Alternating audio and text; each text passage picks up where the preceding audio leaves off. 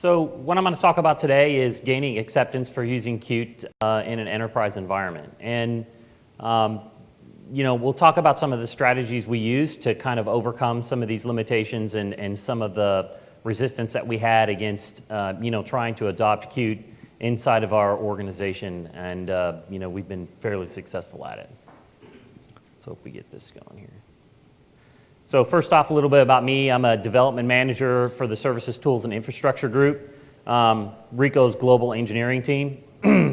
I've been with Ricoh for about 12 years or so now. I was the technical team lead for all non-Windows host output systems. Ricoh, as you know, is a printing company, so if it was a print job that was coming from a system that wasn't Windows, I was the one that had to figure out how to make it work. So we're talking about Dynix, mainframe, any kind of crusty computer system you can think of. So we were, my team was tasked with kind of dealing with all the stuff nobody else knew how to deal with. I've represented Ricoh in many standards organizations, IEEE Printer Working Group. I led the team to do the first open source releases of Ricoh's PPDs for open printing. So we've been fighting the hard battle for a long time. Ricoh, just, son of a background, Ricoh's Company Limited is based in Tokyo, Japan with about 25 billion in consolidated net sales. We're in over 110 countries. We have over 109,000 employees, about 230 companies. So we have a global presence, and our install base reaches just about everywhere on the planet at this point.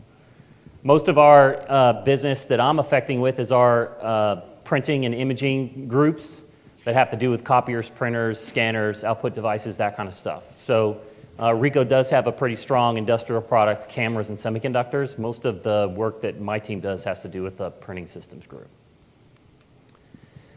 So kind of a background on what brought this all up. In 2007, Chief Technology Officer approached me and said that he wanted to create a team whose primary goal was to look at current technologies, to look at new ways to improve our bottom line by improving service and infrastructure, which included everything from online websites and collaboration sites, internal support tools, external support tools, and rapid prototypes for global account use.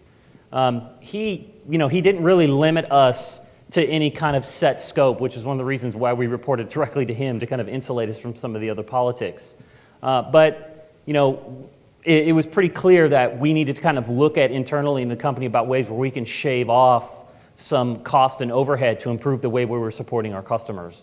And one of the primary indicators is what we call the TTR, the time to resolution. The time to resolution is defined as the second the customer notices there's a problem to the second the customer acknowledges it's fixed. So a lot of times these numbers start with, we start the counter when we're notified. Well, if the customer doesn't know there's a problem and they don't find out until their reports quit printing on the weekend, the problem started Friday or whenever it broke. And so, that all adds against, customer satisfaction indexes. We need to improve the way we're handling this.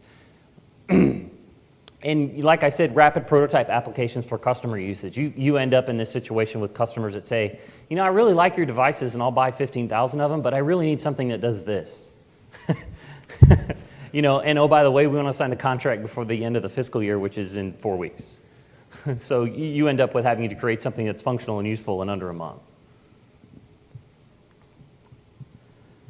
So when we started looking at this problem, we really had to take a strong look at the way things were being done inside the company. Ricoh is an international company, and it's based on very strong customs and culture.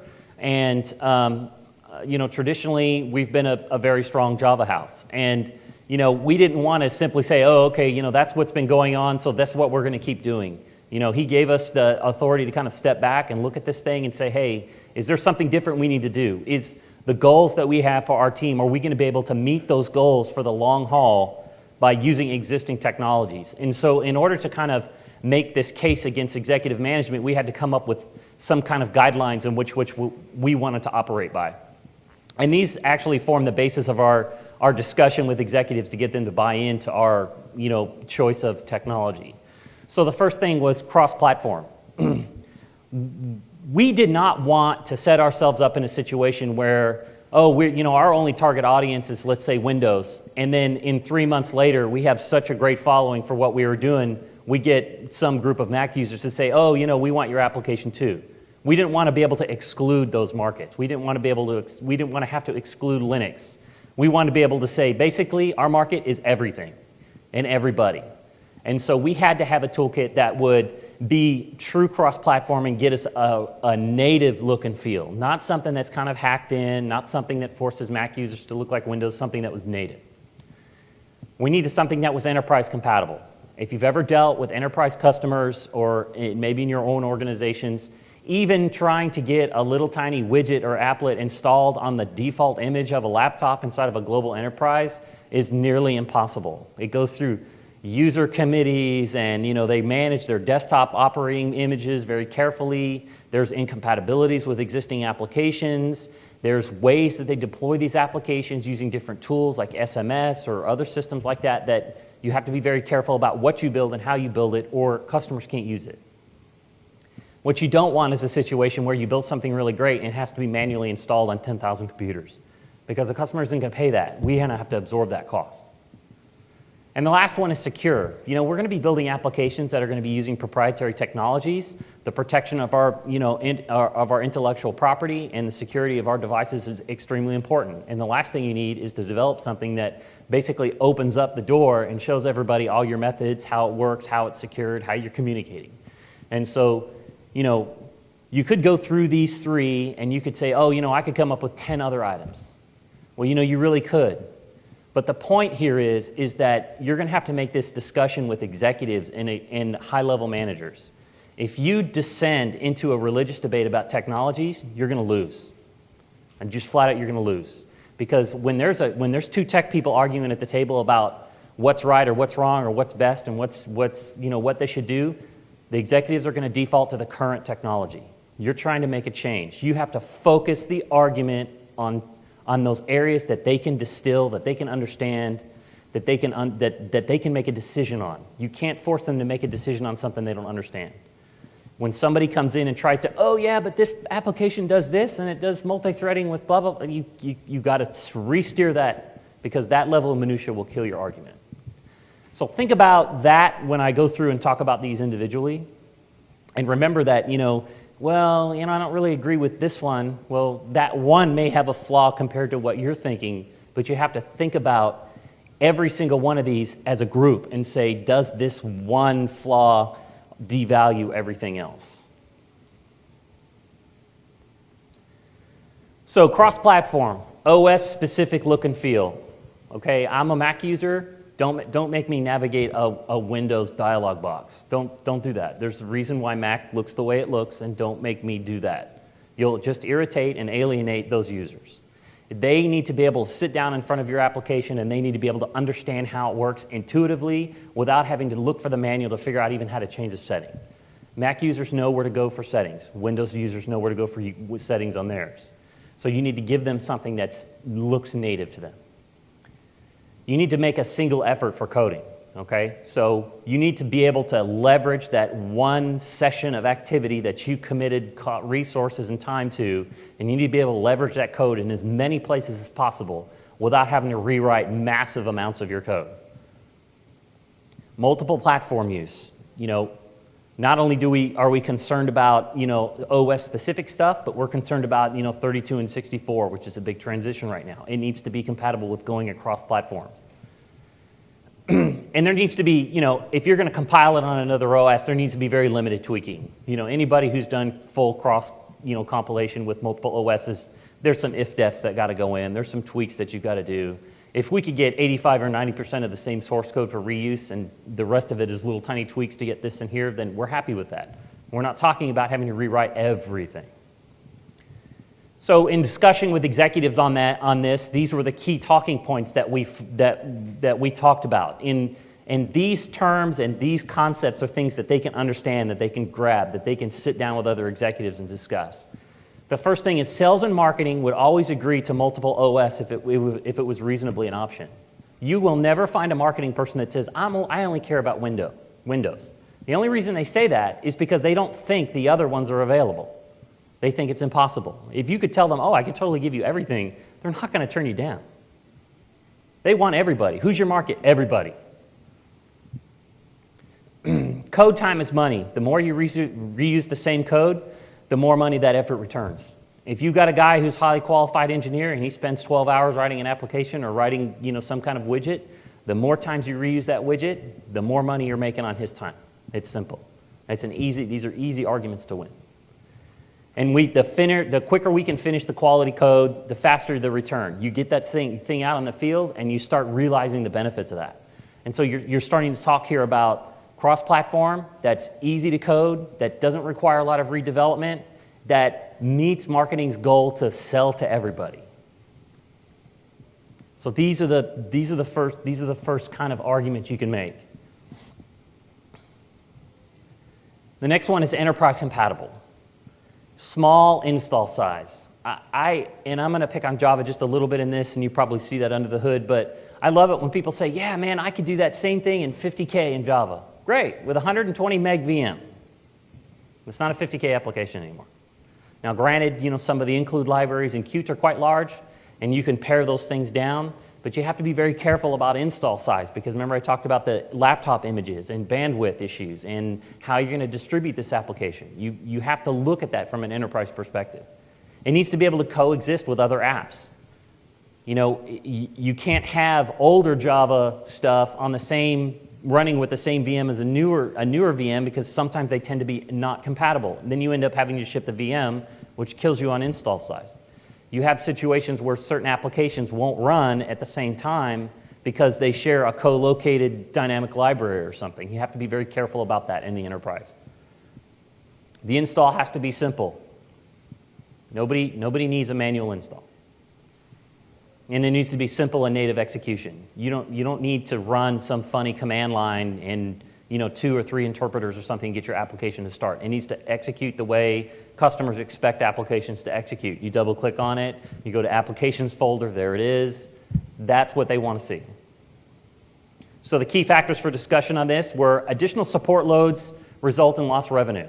Okay, so if your application is too big, it's confusing, your customer's going to call. Every call you take on the support desk ties up a support engineer. Every second that support engineer is on the phone is lost revenue. The best situation for you is to put your application out and you never hear from anybody ever again until they're ready to update. Perfect. That's a win-win. It's not possible, but you don't want to set yourself up for failure in the beginning. The highest level of compatibility reduces overall deployment liability.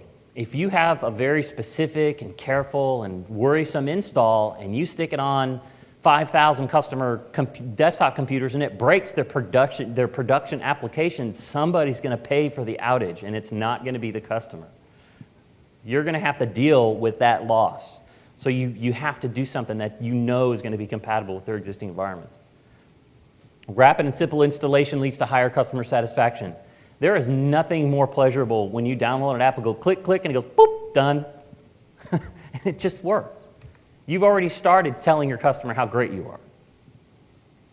And the fewer components result in a more direct and clear support load. So if you have a lot of compatibilities or dependencies and stuff that you have to load on the customer's computer that you're not in control of, interpreters, VMs, stuff like that, those things contribute to your support load, and you have no way to control those costs because you're not in control of that code base. The support people, if you get with the support people and explain to them what you're trying to do, they will back you every single time. You need to have the support people on your side when you make this case.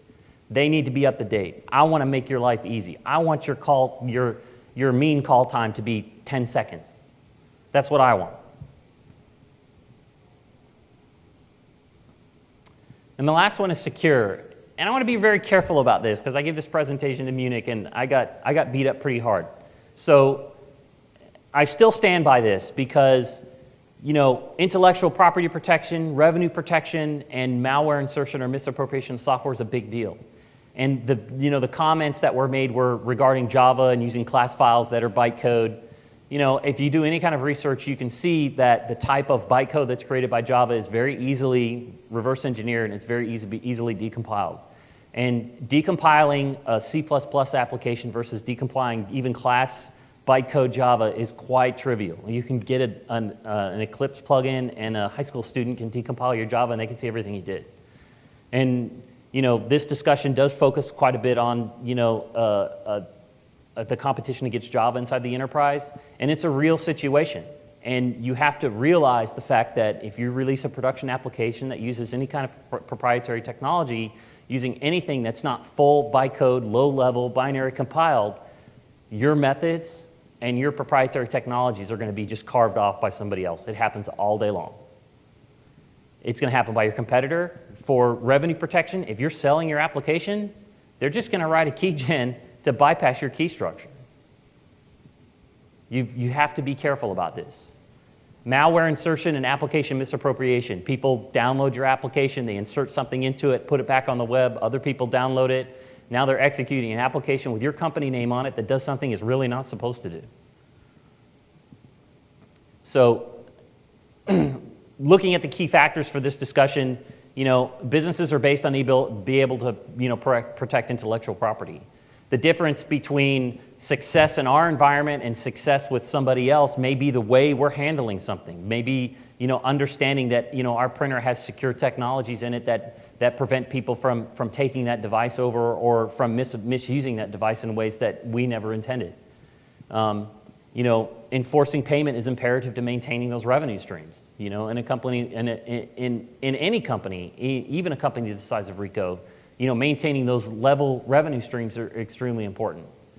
And unauthorized in distribution, with embedded malware or something like that is something that's a real serious issue these days. Even though it could be simply proven that, you guys had nothing to do with that, you'll spend $200,000 in lawyer fees trying to prove it. And those are things you don't want to deal with. So, when you look at these things, you're thinking in your head, yeah, but we could use this technology and I could get away with this one. And I this technology, I can have an argument with this one, and I don't really agree with you on this one. And that's fine. I'm more than happy to have the discussion. I am not scared to go there. But what I want you to think about is, can you make that case on everything? And by focusing and understanding these items, if you really want to make this change to Qt from something else, you need to understand what those issues are and redirect that conversation away from some religious topic over little tiny technical issues, because the executives and the people making this decision aren't going to make it based on a technical merit. They're going to make this decision based on a business case.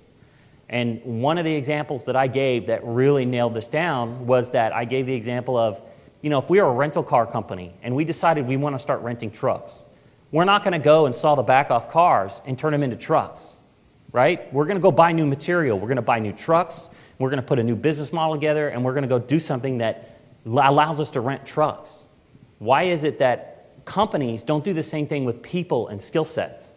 If you've got really great Java people, getting them to do something like this is not going to be that big of a deal. They're the new trucks. Either they make that change, which most of them can. The move from Java to Qt is quite simple. Or you find people that can do that to do the right thing for the right business model that you're trying to put together. So, it's not an easy fight, but it's something you can absolutely win if you focus your attention on the things that you can win and not get sucked down in that technical debate. Any questions, comments, complaints? I didn't put complaints on there, but I should have added it. Okay. And I'm required to tell you to rate. Thank you.